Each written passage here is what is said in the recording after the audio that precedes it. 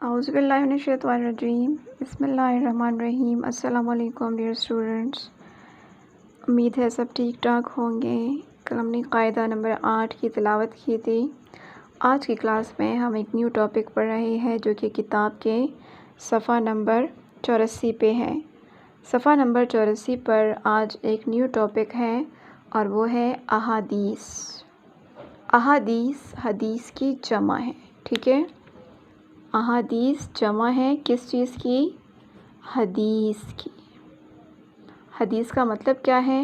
قول، لیکن عام قول نہیں، وہ باتیں یا وہ بات جو حضرت محمد صلی اللہ علیہ وآلہ وسلم کی زبان مبارک سے نکلی ہو یا آپ صلی اللہ علیہ وسلم نے عملی طور پر کوئی کام کیا ہو، تو ایسے اقوال کیا کہلاتے ہیں؟ احادیث کہلاتے ہیں۔ ہمارے پیغمبر صلی اللہ علیہ وآلہ وسلم کی تمام زندگی، چاہے وہ خلوت میں ہو یا جلوت میں، مطلب لوگوں کے سامنے ہو یا لوگوں سے مخفی یعنی خفیہ ہو، پوشیدہ ہو، کوئی بھی زندگی کا ایسا لمحہ نہیں ہے جو انسانوں سے جو ہے چھپا ہوا ہو۔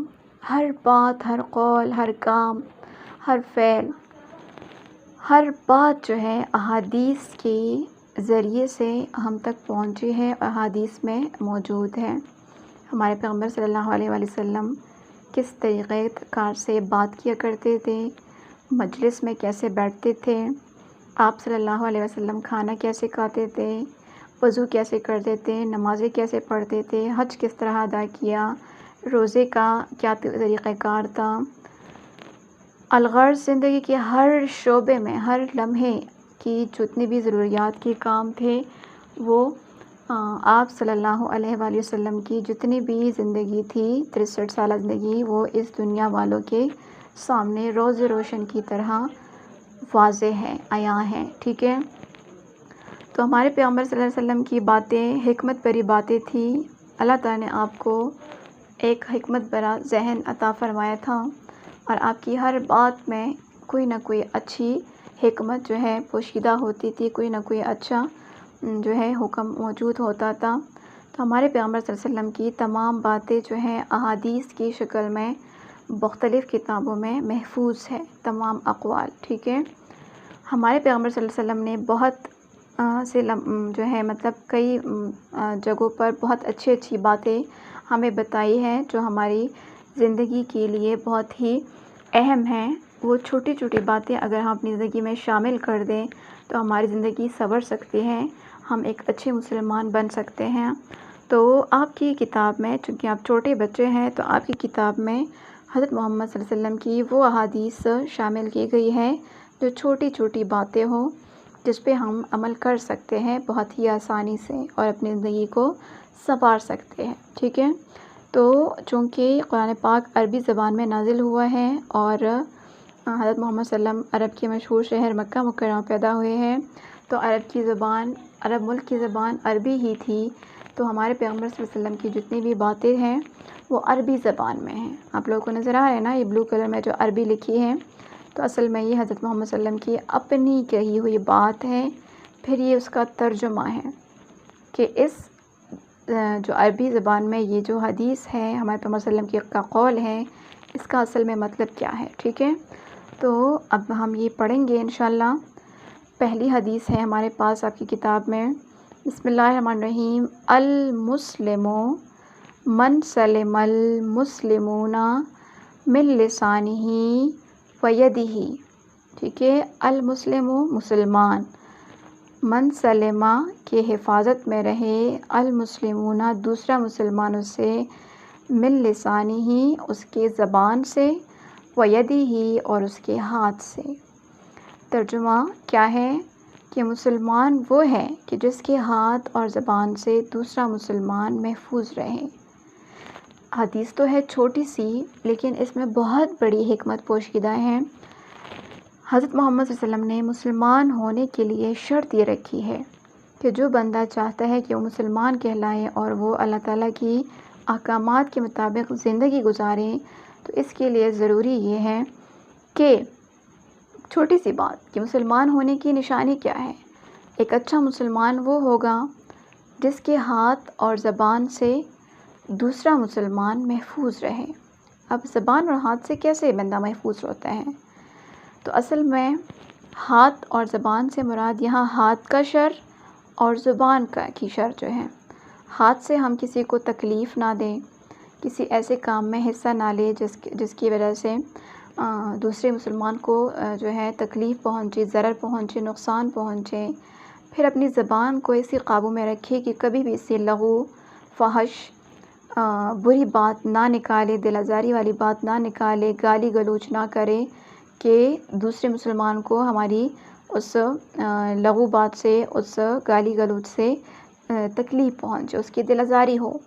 تو ہاں، اگر مسلمان کوئی ہے اور وہ چاہتا ہے کہ مسلمان رہے اور مسلمان ہونے کا دعویٰ کرتا ہے کوئی بندہ، تو اسے چاہیے کہ وہ اپنے ہاتھ اور زبان کو قابو میں رکھے۔ اپنے ہاتھ کو ایسے کاموں میں استعمال نہ کرے جو دوسرے مسلمان کے لیے نقصان کا سبب ہو، اور اپنی زبان کو ایسے قابو میں رکھے، اس سے ایسی کوئی بھی فضول بات نہ نکالے جس سے دوسرے مسلمان کی دل آزاری ہو۔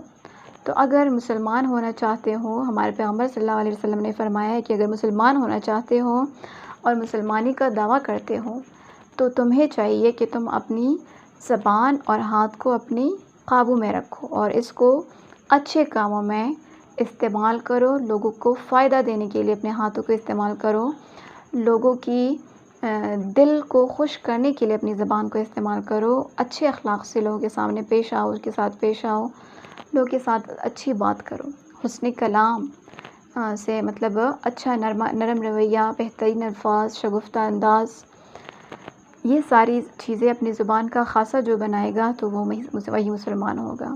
مطلب کافر تو ہر وقت لوگوں باتیں کرتا ہے، فضول بکواس کرتا ہے، لوگ کی دلزاری کرتا ہے، تو اگر مسلمان بھی یہی کام کرے تو پھر کیا فائدہ؟ مسلمان اور کافر میں پھر فرق کیا رہے گا؟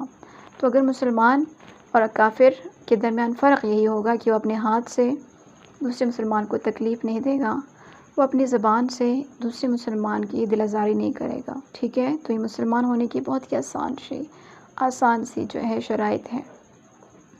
تفہیم کا مطلب ہوتا ہے کہ ڈیٹیل میں ہم اس بات کو سمجھ لیں۔ اب مسلمانوں کو چاہیے کہ وہ آپس میں محبت اور اتفاق سے رہیں، لڑائی جھگڑے سے بچیں، ایک دوسرے کی چیزوں کی حفاظت کریں اور دوسروں کے حقوق کا خیال رکھیں۔ اب ان دو چیزوں سے ہم یہ سارے کام کر سکتے ہیں، محبت اور اتفاق سے رہنا، اپنی زبان کو قابو میں رکھ کر پیار اور نرمی سے باتیں کرنا، لڑائی جھگڑے ہاتھ سے نہ کریں، زبان سے نہ کریں، دوسرے کی چیزوں کی حفاظت کریں اپنے ہاتھ سے، اپنی زبان سے، دوسروں کے حقوق کا خیال رکھیں کہ ہم مطلب کوئی بندہ ہے وہ اپنے رشتہ داروں کے حقوق، والدین کے حقوق کو جو ہے تسلیم نہیں کرتا، اس کو مانتا نہیں ہے، ان کے حقوق نہیں دلاتا، تو ہم زبان سے اس بندے کی اصلاح کر لیں اور کہیں کہ تمہارے اوپر جو ہے اپنے والدین کے یہ حقوق ہے، اپنے بزرگوں کے یہ حقوق ہے، اپنے رشتہ داروں کے آس پڑوس کے یہ حقوق ہے۔ تو اس طریقے سے ہم ان کو دوسروں کے حقوق کا خیال دلا سکتے ہیں اور خود بھی اس پہ عمل کرتے ہیں، تو یہ ہوتی ہے مسلمان ہونے کی نشانی، ٹھیک ہے؟ آپ لوگوں کو امید ہے اس حدیث کی سمجھ آئی ہوگی۔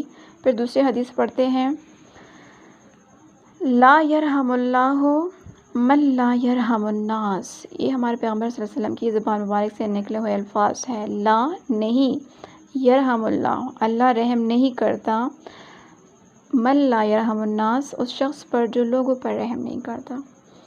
اب لوگ کو کہاں پر ہے؟ اس زمین پر لوگ رہتے ہیں، ہر طبقے کے لوگ ہیں، چھوٹے بڑے، عورتیں جوان، مرد عورت، اس طرح جانور بھی سارے آتے ہیں، اس میں تمام مخلوقات اس دنیا میں رہتی ہیں۔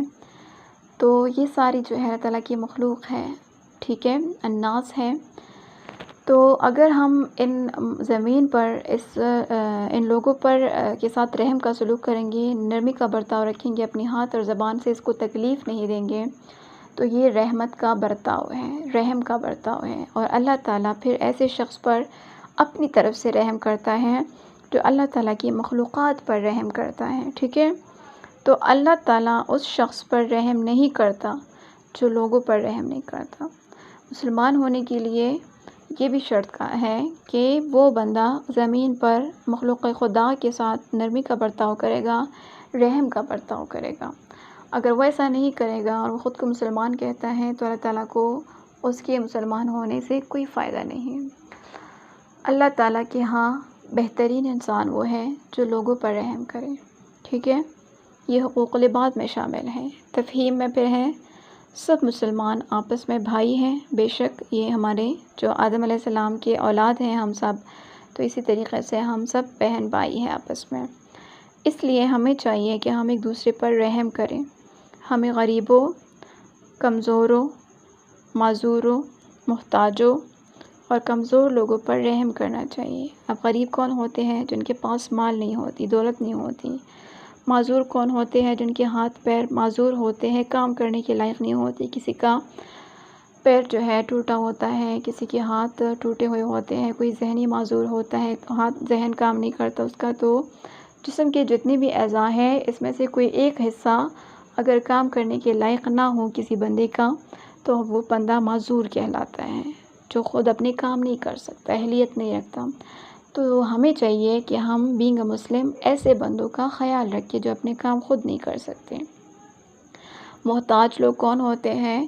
یہ بھی معذور کی طرح ہوتے ہیں، جس طرح بڑے اور بزرگ ہوتے ہیں اور وہ ہم پہ ڈیپینڈ کرتے ہیں کہ ہمارے کام یہ جوان کر لیں گے، ہمارے بچے کر لیں گے۔ تو اس طریقے سے ہمیں ان محتاجوں کا بھی خیال رکھنا چاہیے جو ہماری طرف حاجت کر کے آئیں، مطلب ہمارے محتاج ہے اور ہم ان کی حاجت روائی کریں گے۔ کمزور لوگ جو معاشرے کی کمزور لوگ ہوتے ہیں، غریب عوام لوگ جو ہوتے ہیں، جو اپنی ضروریات کی پورا کرنے کی استطاعت نہیں رکھتے، تو یہ سارے کمزور لوگ ہوتے ہیں، اس میں جانور بھی اب آتے ہیں۔ تو ہمیں چاہیے کہ ہم ان پر رحم کریں اور ان کی ضرورتوں کا خیال رکھنا چاہیے۔ ہمیں آپس میں پیار محبت سے رہنا چاہیے تاکہ اللہ تعالیٰ بھی ہم پر رحم کرے۔ اگر ہم چاہتے ہیں کہ اللہ تعالیٰ ہم پہ ہمیشہ مہربان رہیں اور ہم پہ رحمت کے دروازے کھول دے اور رحمتوں کی بارش برساتا رہے، تو اس کے لیے ضروری ہے کہ ہم مخلوق خدا پر یعنی اللہ تعالیٰ کی مخلوق پر رحم کریں، ان کے ساتھ نرمی سے کا برتاؤ کریں، خوش اخلاقی سے پیش آئیں، ان کی حاجتوں ضرورتوں کا خیال رکھیں۔ تو اس طریقے سے اللہ تعالیٰ بھی ہم پر مہربان ہوگا۔ آج کے لیے 2 حدیث کافی ہے۔ آج آپ لوگ حدیث نمبر 1 ترجمہ یاد کر لیں، ٹھیک ہے؟ یہ آپ لوگ کا ہوم ورک ہے، حدیث نمبر 1 ترجمہ یاد کر لیں، عربی بھی اور ترجمہ بھی۔ اللہ